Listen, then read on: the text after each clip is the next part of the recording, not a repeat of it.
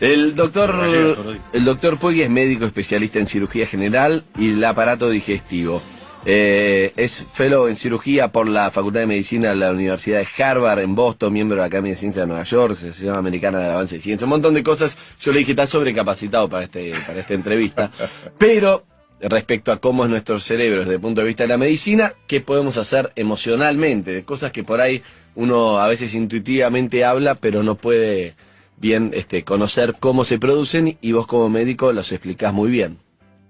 Sí, efectivamente, el cerebro es un órgano que pesa solo 1,2 kg, pero tiene un montón de secretos. Y curiosamente, muchos de los descubrimientos que se han hecho en el mundo de la ciencia no llegan a la sociedad.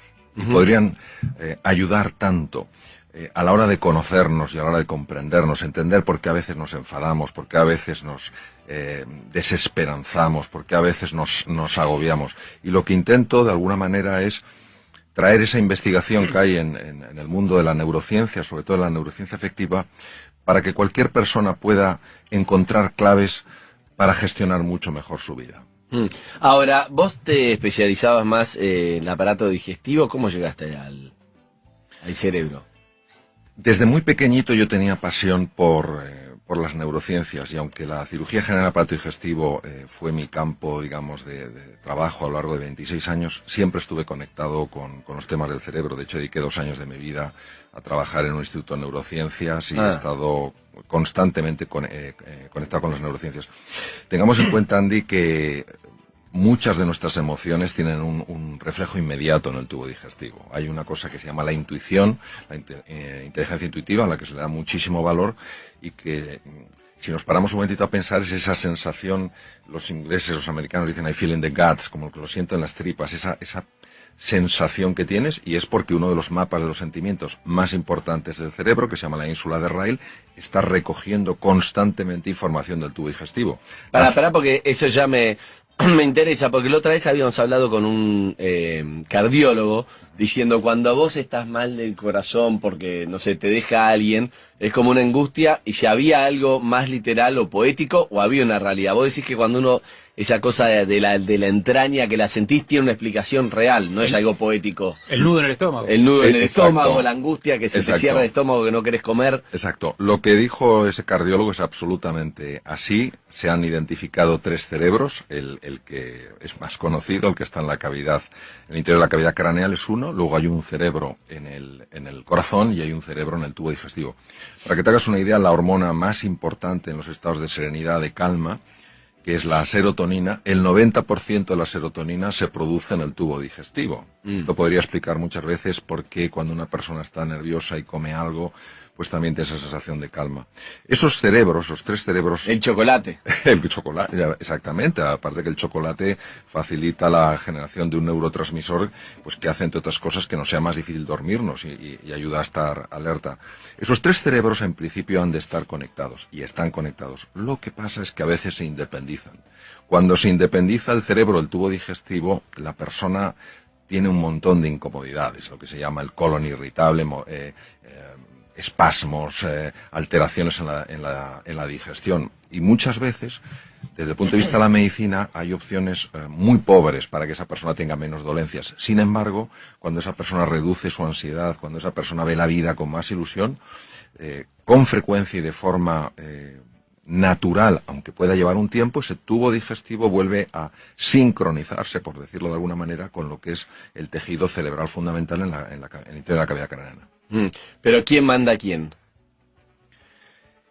Es una gran pregunta. Cuando el tubo digestivo se independiza, quien manda en los asuntos del tubo digestivo es el cerebro del tubo digestivo. Y el otro, aunque tú digas, yo quiero estar bien, no sucede. El plexo de Meissner y Auerbach, que son lo que constituyen el cerebro del tubo digestivo, deciden ir por su cuenta, se convierten en rebeldes y generan todo tipo de alteraciones, incluso afectan, como todos sabemos. ¿Y cómo hago? Pero tengo que comer mejor, si no quiero ni comer, si tengo una angustia. ¿Cómo hago para hablarle a ese cerebro? Bueno, si quieres te cuento una historia que yo viví hace tiempo, muy interesante. Vino una mujer a mi consulta, una señora de unos 50 años de edad, que se llamaba Margarita y que trabajaba en fusiones y adquisiciones. Y era la primera vez que iba a mi consulta, llevaba un sobre lleno de pruebas, me miró y me dijo, doctor, no puedo más. Me duele tanto el estómago. Le digo, siéntese, siéntese. Cuénteme. Dice, llevo 3 años con unos dolores digestivos horribles. Me han hecho de todo, endoscopias, me han dado papilla con radiografías, estoy con omeprazol, que estaba con 40 miligramos, dosis máxima, y no se me quita. Dediqué 1 hora a observar todas las pruebas, todas eran normales, no había nada, y entonces le hice una pregunta. Le dije, Margarita, déjeme que le haga una pregunta. Dígame, doctor, ¿hay algo en su vida que a usted le genere mucha tensión? Y al principio la mujer se quedó un poco descolocada pensando que le preguntaba por algún problema familiar grave, una situación económica difícil. No, doctor, en mi vida pues todo va bien. Digo, no, pero yo le hablo de algo sencillo, pero que le ocurra todos los días y le genere mucha tensión. Y la mujer se quedó así callada, me miró y me dijo, ya lo sé, doctor. Digo, ¿qué es? Es mi jefe, no le aguanto. Yo tengo gastritis.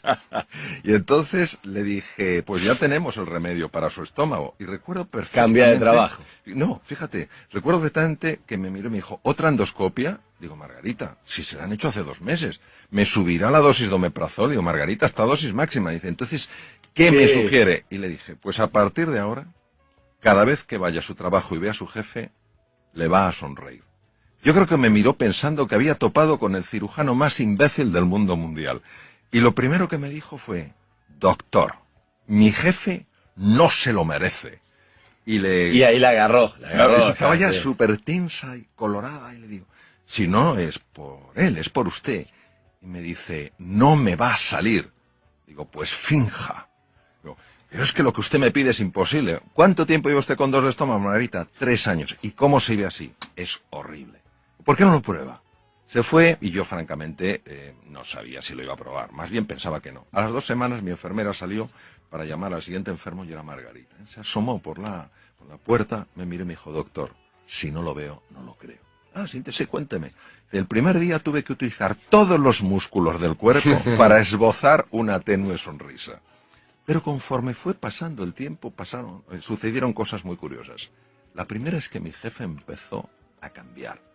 La segunda es que dejó de dolerme el estómago, pero la tercera es muy llamativa. Verá, yo no le dije, me comentó, que aparte del omeprazol tomaba sobrecitos de Almax. El Almax es un producto que tú te lo bebes para calmarte de forma inmediata el dolor de estómago. Es un alcalinizante. Entonces mis compañeros en la oficina se dieron cuenta que no estaba tomando cada 2 por 3 el Almax. Y me preguntan, Margarita, ¿pero por qué no tomas el Almax? Y dice, pues porque he estado con un médico y se me ha quitado por completo el dolor de estómago. Dice, doctor, prepárese que le viene toda la oficina. Claro, porque por el jefe. Aquí la sonrisa tiene la capacidad de alterar el circuito de la angustia, ya que está mandando un mensaje al cerebro de que todo está bien.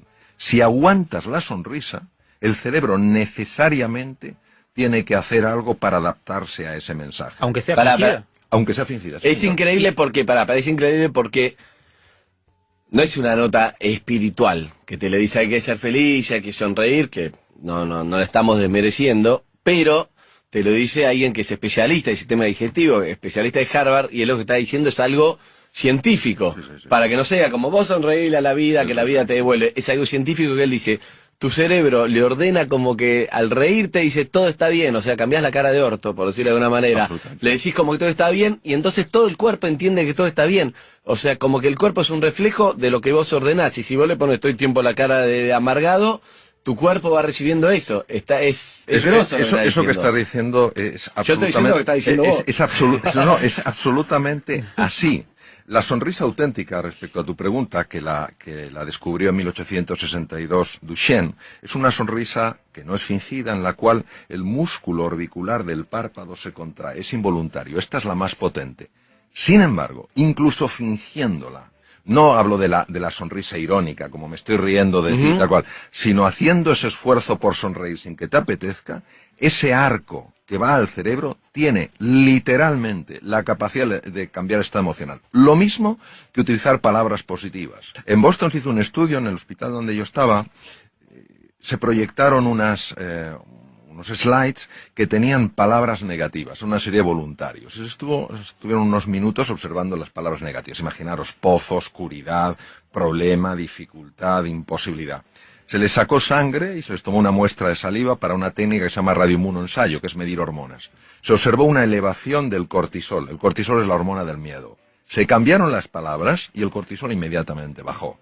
Es decir, nuestras palabras abren espacios emocionales, llaman a determinadas imágenes. Todo esto nos tiene que dar un montón de ilusión y un montón de esperanza, porque quiere decir que en la gestión de nuestra cara, en la gestión de nuestras palabras, en la gestión de las acciones que llevamos a cabo, está también la gestión de nuestro mundo emocional. Pero entonces te voy a preguntar algo clave. Cuando alguien dice, esta persona se enfermó por lo amargado que estaba, vos estás diciendo que puede ser un poco cierto, digamos, que es repetidamente esta persona refleja que está triste o está amargada o lo que sea, entonces va mandando la orden al cuerpo, y ese cuerpo con un dolor de panza 3 años lo puede sostener, pero por ahí repetidamente algo más que se va haciendo mal termina generando una enfermedad. Eso es por eso que uno dice cuando está amargado, dice, ¿qué tiene que ver? Es literalmente así. La Universidad de Harvard, que es la pionera en el mundo en estos estudios, ha demostrado que entre el 60 y el 90% de las consultas a médicos generales en el mundo occidentalizado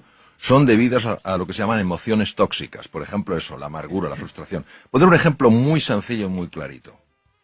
Cuando tenemos estas emociones tóxicas, el resentimiento, la ira, la frustración, de una manera estable, segregamos mucho esa hormona que se llama el cortisol. El cortisol se acopla a la membrana de los glóbulos blancos, de los linfocitos, es decir, células que nos protegen frente a bacterias, virus y tumores, y no lo dejan funcionar.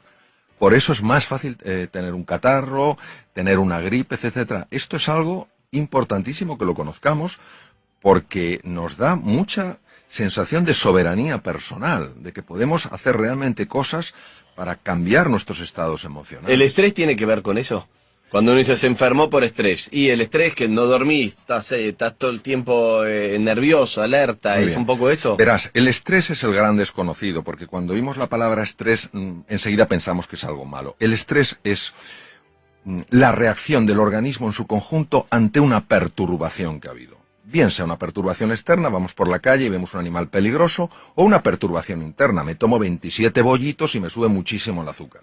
Hay una parte de ese estrés que es positiva, que se llama eustrés, la que me hace que esté más concentrado. Por ejemplo, yo aquí, pues vengo con muchísima ilusión, es un programa de radio importantísimo, pero es una perturbación en mi vida, yo normalmente no estoy aquí. Entonces, esto hace que esté más concentrado, que esté más atento a lo que decís, más atento a las expresiones de vuestro rostro. Esto es positivo y es eustrés y me ayuda a crecer. Yo cuando salga de aquí, como persona, he crecido. Sin embargo, hay una forma de estrés que se llama distrés, que es el que te anula, que es el que te frustra, que es el que te amarga y el que te hace daño. El distrés, hoy en día, se sabe que la causa número 1 es internamente, constantemente, estarnos hablando de una manera que, lejos de ayudarnos, lo que nos está es bloqueando. Nunca lo vas a conseguir, si es que es imposible, si es que eres un torpe, te faltan títulos académicos, no sé qué tal cual.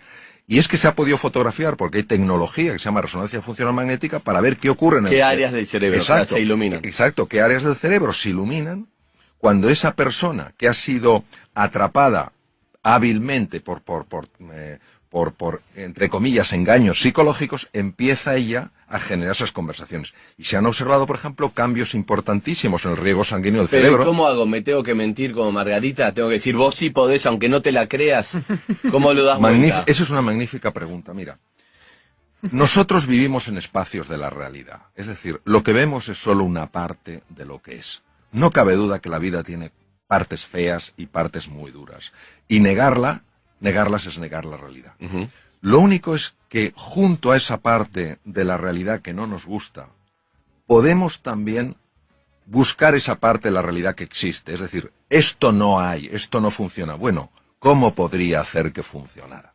Ten en cuenta que donde nosotros llevemos la atención van nuestras emociones y se hace más real para nosotros. Es decir, si solo estamos enfocados en el aspecto negativo de las cosas, llega un momento, literalmente, en el que aunque haya algo positivo y valioso, no lo podremos ver, es imposible verlo. La percepción es una construcción cerebral. Entonces, si yo estoy filtrando todo lo positivo, al final creeré que vivo y lo crees, y por ahí el otro que está alrededor tuyo te dice, pero mirá, tenés esto y esto, y vos no lo podés ver. Aunque otro te diga, un tercero te diga, mirá esta realidad, bueno, todo sí. Es tu propia realidad que ya no naturalmente que sí, hay lo que se llama el sesgo de atención, es decir, cada uno tiene su sesgo de atención. Hay personas, por ejemplo, y antes os he estado escuchando que habláis de la mentalidad positiva, sí. Hay personas que viven en un mundo de oportunidad, no niegan la realidad de los problemas, tampoco niegan la posibilidad de las oportunidades. Y hay personas que viven constantemente en un mundo de amenaza. Viven en el mismo espacio físico, pero no viven en el mismo espacio mental. Claro, si yo vivo en un espacio de amenaza, ni seré emprendedor, como estáis comentando antes, ni trataré a la gente con afecto, porque veré enemigos. Tengo miedo al fracaso, tengo todo el tiempo miedo. Y eso es la profecía que se autocumple. Si yo creo que hay oportunidades, encontraré una dificultad, tendré que lidiar con esa dificultad, pero yo no me concentraré, no llevaré toda mi atención al problema, sino también a la búsqueda de la solución, con lo cual es mucho más probable que la encuentre. Pero eso no es genético, no tiene que ver con la personalidad, es decir, soy una persona, hay personas que es como, voy para adelante. Yo hablaba con un amigo ayer, y que él no, le digo, pero vos cómo hiciste, fallecieron en 1 año y pico los 2 padres, ¿no? Cuando tenía 20 y pico. Entonces le digo, ¿vos cómo saliste adelante de esta situación? Entonces él me dijo, bueno, es que no miro para atrás, me dijo. No miro para atrás. Así cuando tengo tal trabajo, cuando lo dejé ya está. Cuando fue lo de mi padre, digo, ¿de qué manera puedo seguir adelante con qué es lo que puedo hacer? Y bueno, me puse a trabajar, me puse a salir adelante. Y yo me pensaba, a mí en situaciones así, y yo todo el tiempo yo miro para atrás, por ejemplo. Estoy diciendo, cuando no sé qué, más melancólico, tal cosa.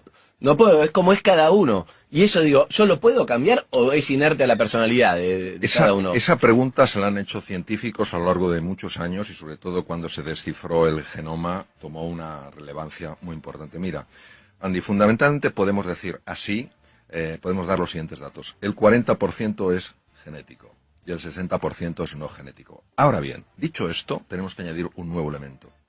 ¿Quién hubiera pensado hace unos años? En la Universidad de Harvard, por ejemplo, no se podía hablar de esto, porque parecía que era algo esotérico. ¿Quién hubiera dicho, hace unos años, que los estados emocionales de la persona podían afectar al material genético? Hoy hay una ciencia de peso sólida, más que reconocida, llamada epigenética, que demuestra que los estados emocionales de las personas movilizan ciertas hormonas, moléculas de la emoción, que interactúan con la membrana de la célula, tienen acceso al material genético y hacen que unos genes se queden dormidos y otros genes despierten. Imaginaros el impacto de esto, es decir, hay algunos genes que es fabuloso que despierten, genes relacionados con neurotransmisores asociados a la inteligencia, y hay otros que es muy interesante que sigan dormidos, oncogenes, genes con enfermedades. Entonces, ¿qué quiere decir? Que una vez que se ha descubierto la epigenética, ya tampoco podemos decir 40 y 60, como decía nuestro gran filósofo José Ortega y Gasset, el ser humano no es un participio, es un gerundio. No estamos hechos del todo, sino que nos vamos haciendo. Yo entiendo que uno, forzándose a tener gestos positivos y a pensar en palabras positivas y en hablarse a uno mismo de manera positiva, puede generar ciertos efectos.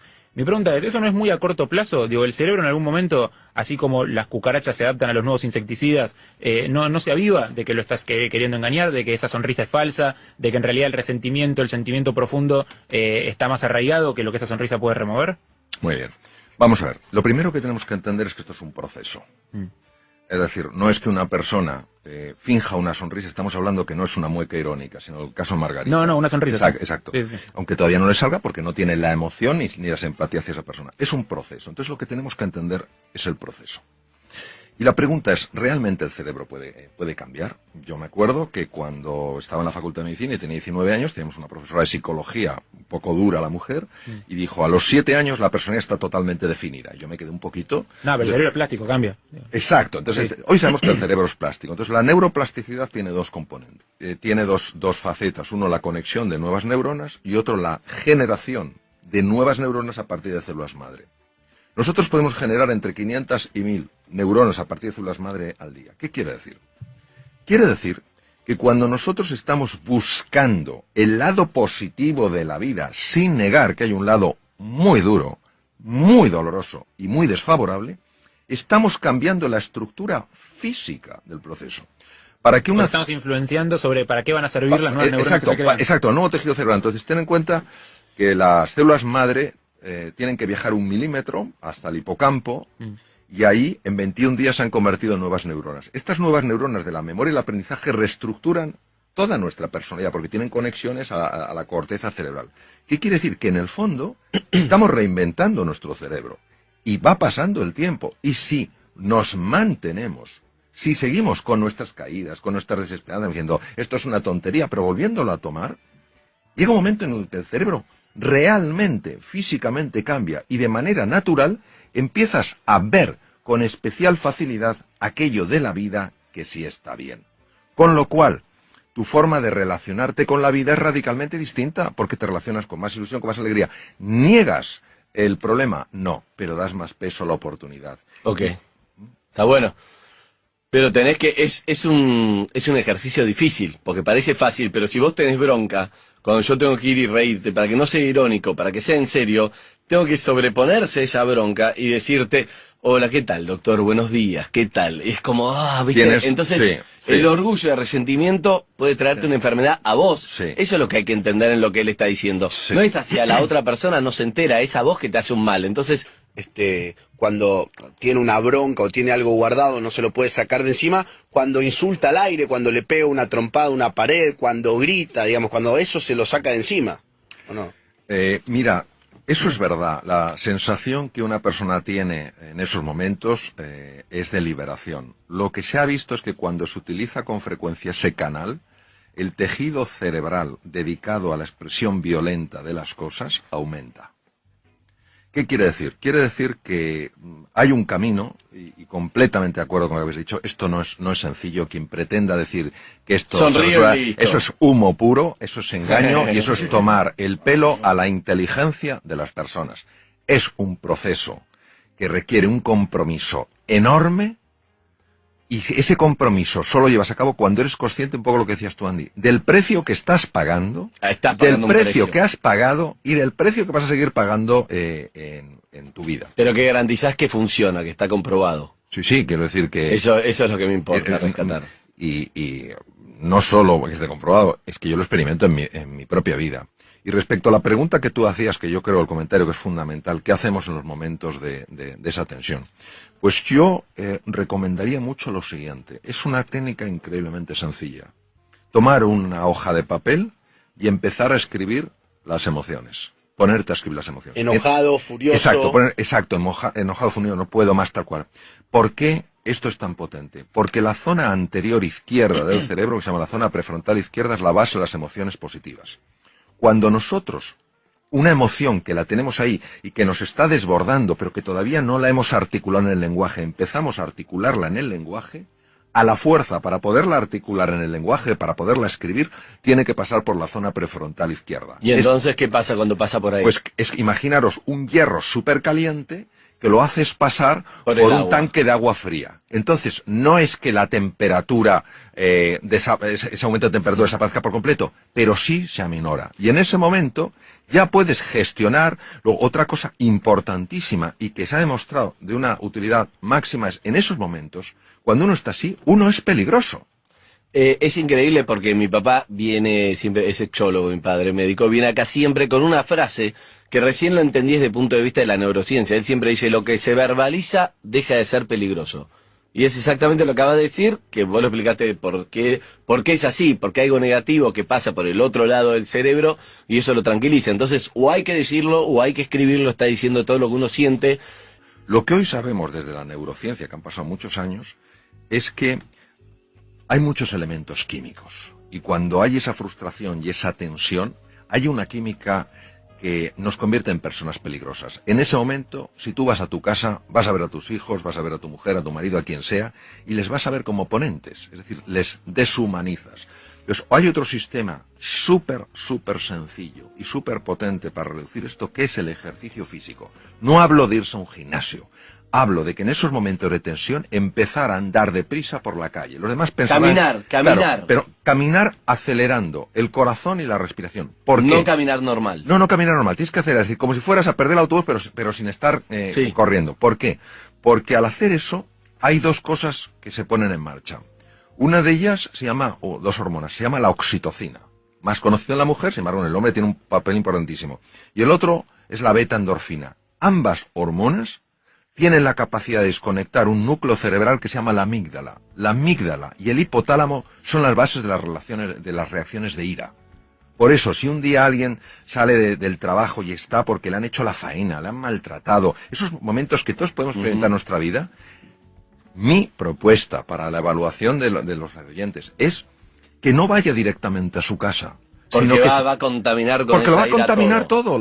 Esa activación produce una contaminación llamada resonancia límbica en todo el mundo, sin darte cuenta, por los gestos, por el tono. Entonces, que se ponga a andar deprisa, entonces produce una... ¿Cuánto tiempo al toque lo va a calmar?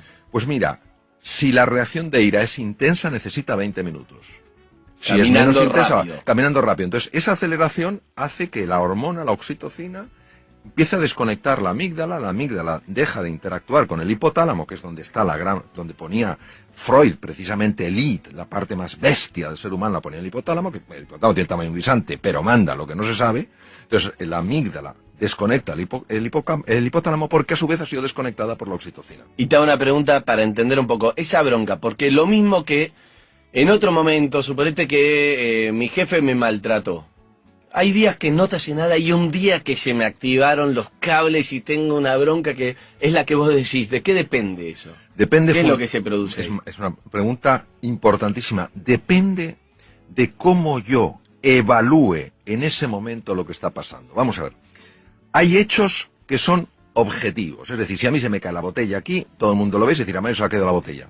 Pero hay hechos que hay un elemento que es subjetivo. Se cae la botella y yo mismo me digo, qué torpe soy.